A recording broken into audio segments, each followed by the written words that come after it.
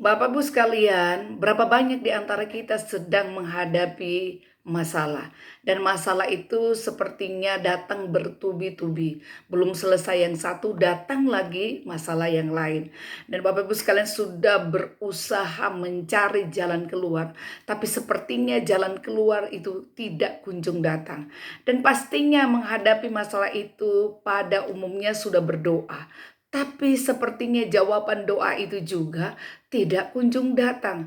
Dan mungkin beberapa di antara Bapak sekalian mulai kecewa, mulai down, putus asa, mulai mempersalahkan orang lain. Dan juga ada beberapa yang mulai mempersalahkan Tuhan. Dan juga ada beberapa yang coba mengambil jalan pintas, bunuh diri dan lain sebagainya untuk mencari jalan keluar. Dan ada di antara Bapak sekalian mulai mempersalahkan Tuhan dan berkata, Tuhan tidak akan menjawab doaku. Tuhan tidak mengasihi aku, dan sampai kapanpun doaku tidak pernah dijawab oleh Tuhan. Apakah memang benar Tuhan tidak menjawab doa kita? Saya membacakan di dalam Lukas 18 ayat yang ke-7 firman Tuhan. Tidakkah Allah akan membenarkan orang-orang pilihannya yang siang malam berseru kepadanya? Dan adakah ia mengulur-ngulur waktu sebelum menolong mereka? Aku berkata kepadamu, ia akan segera membenarkan mereka. Ada satu firman Tuhan yang datang meneguhkan kita bahwa ternyata Tuhan itu sungguh-sungguh mau menjawab doa kita. Bahkan dia tidak mau mengulur-ngulur waktunya sebelum menjawab doa kita. Dan di situ dikatakan bahwa dia segera menjawab doa kita. Jadi dugaan berkata bahwa Tuhan tidak akan menjawab doa kita itu salah, karena Tuhan ingin segera untuk menjawab doa kita dan memberikan jalan keluar kepada kita. Namun memang ada beberapa hal yang harus kita lakukan supaya doa kita dijawab Tuhan dengan segera. Saya baca dalam Lukas 18 ayat yang kedua mulai. Katanya dalam sebuah kota ada seorang hakim yang tidak takut akan Allah dan tidak menghormati seorang pun. Dan di kota itu juga seorang janda selalu datang kepada hakim itu dan berkata, belalah hakku terhadap lawanku. Jadi ada seorang janda yang miskin datang kepada hakim yang jahat. Secara manusia, ketika seseorang datang minta tolong pada hakim yang jahat, rasanya impossible hakim itu memberikan pertolongan. Karena hakim yang benar saja, yang baik saja, pada umumnya mungkin sekali dia berikan pertolongan, tetapi setelah itu dia akan mempertimbangkan apakah dia akan membantu atau tidak. Apalagi hakim yang jahat, pasti dia tidak akan mau membantu janda yang miskin ini, karena pasti janda ini tidak bisa membayar dia. Tapi ada satu hal yang luar biasa pada janda ini, bahwa walaupun dia tahu bahwa hakim ini tidak bisa bantu dia, tetapi di situ dia katakan dia datang bertemu dengan hakim yang jahat ini. Dia datang walaupun dia tahu bahwa secara manusia hakim ini tidak mungkin akan menolong dia. Dan itulah hebatnya. Dia punya pengharapan. Dia datang, dia action, dia berusaha melakukan sesuatu supaya masalahnya bisa selesai. Ada banyak orang yang tidak bisa menemui jalan keluar dan mujizat karena hal yang pertama, mereka sudah putus asa, pesimis, tidak punya semangat, dan tidak mau action melakukan apa yang bisa mereka lakukan. Tapi luar biasa janda ini, sekalipun dia tahu kenyataannya hakim ini pasti tidak akan menolong dia, tapi dia mau datang, dia mau bertemu dengan hakim ini, dia berusaha, dia punya semangat yang luar biasa. Sehingga kalau kita lihat di situ, bukan hanya dia datang saja, tapi dikatakan di situ bahwa dia selalu datang kepada hakim itu dan berkata, belalah hakku terhadap lawanku.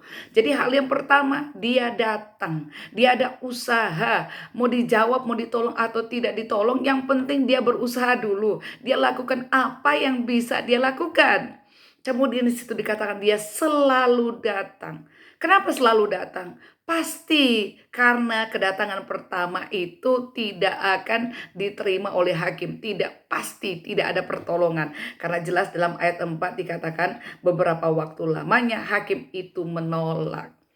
Ternyata janda ini selalu datang karena waktu kedatangan pertama, kedua, ketiga, keempat, dan mungkin berapa kali. Beberapa waktu lamanya hakim itu menolak, memang jelas. Karena hakim yang jahat pasti tidak akan memberikan pertolongan yang tulus apalagi. Tapi janda ini tidak menyerah, dia tekun selalu datang. Jadi Bapak sekalian, hal yang harus kita lakukan supaya mujizat terjadi, jalan keluar terjadi adalah kita melakukan ketekunan, kesabaran, tidak boleh menyerah, ketekunan mengerjakan mujizat. Banyak orang memang sudah berdoa, dia sudah berusaha lakukan apa yang bisa dilakukan, tapi ketika ditolak, orang-orang itu merasa tersinggung dan menyerah, pesimis, sehingga dia menghentikan langkahnya untuk datang, untuk berusaha ataupun berdoa. Tapi kita lihat janda ini tidak menyerah, dia selalu datang. Dan hasilnya luar biasa. Kita lihat di dalam ayat selanjutnya dikatakan, beberapa waktu lamanya hakim itu menolak, tetapi kemudian ia berkata dalam hatinya, walaupun aku tidak takut akan Allah dan tidak menghormati seorang pun, namun karena janda ini menyusahkan, baiklah aku membenarkan dia supaya jangan, tentu saja ia datang dan akhirnya menyerang aku. Wow, ternyata usaha ketekunan janda ini membuahkan hasil, karena hakim yang jahat akhirnya membenarkan janda ini. Demikian pun kita, usaha kita, semua doa kita, apalagi kita sudah tekun, ternyata akan membuahkan hasil, karena hakim yang jahat ini akhirnya juga luluh hatinya. Apalagi Bapa di surga, ketika kita mau datang kepada dia berulang kali, ternyata dia katakan bahwa dia segera akan menjawab doa. Bahkan sekali lagi saya mau baca di dalam ayat yang ke-7 dikatakan, tidakkah Allah akan membenarkan orang-orang pilihannya yang siang malam berseru kepadanya? Adakah ia mengeluh-ngeluh waktu sebelum menolong mereka? Aku berkata kepadamu, ia akan segera membenarkan mereka. Dahsyat. Jangankan berulang-ulang kali, kedatangan pertama aja ternyata Tuhan berkata, aku akan segera membenarkan mereka. Aku akan segera menjawab doa mereka. Aku akan segera menyatakan mujizat kepada orang yang memang serius datang mencari Tuhan. Jadi yang pertama, kalau ingin melihat mujizat Tuhan, mari datang. Datang artinya ada action, ada usaha, ada pengharapan. Kemudian yang kedua dikatakan selalu. Artinya ada ketekunan, tidak menyerah sampai Tuhan menjawab doa kita. Dalam Yesaya 62 saya bacakan ayat 6.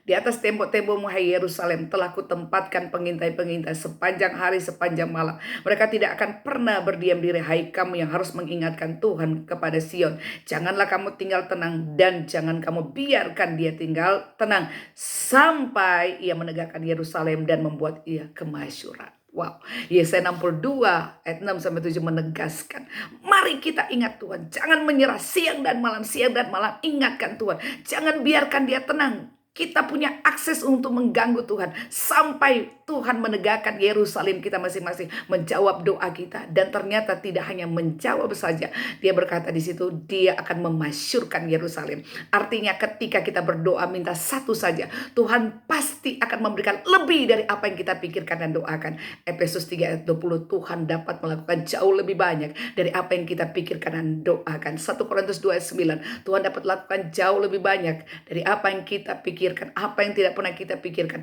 apa yang tidak pernah kita dengarkan, apa yang kita tidak pernah lihat. Segala sesuatu yang terbaik Tuhan berikan kepada kita. Karena itu jangan pernah menyerah, jangan pernah kecewa. Mari terus datang kepada Tuhan dengan penuh pengharapan.